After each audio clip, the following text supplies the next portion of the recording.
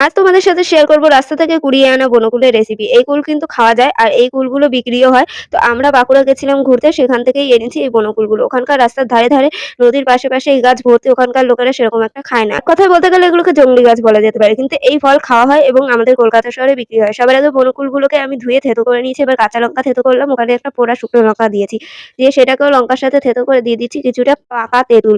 দিয়ে ভালো করে থেঁতো করে নিচ্ছি আর দিয়ে দিচ্ছি কাসুন্দি। কারণ এই কুলগুলো খুব একটা টক না, হালকা, হালকা টক আর একটু কষ্টা, কষ্টা যেহেতু এখনো পুরোপুরি পাকেনি তাই আমি তেঁতুল দিয়েছি। তারপর পুরো মিশ্রণটাকে কুলের মধ্যে দিয়ে ভালো করে নেড়েচেড়ে মিশিয়ে নিচ্ছি আর আমি দিয়ে দিচ্ছি সামান্য বিট নুন আর সামান্য সাদা নুন দিয়ে ভালো করে নেড়েচেড়ে মিশিয়ে নিচ্ছি।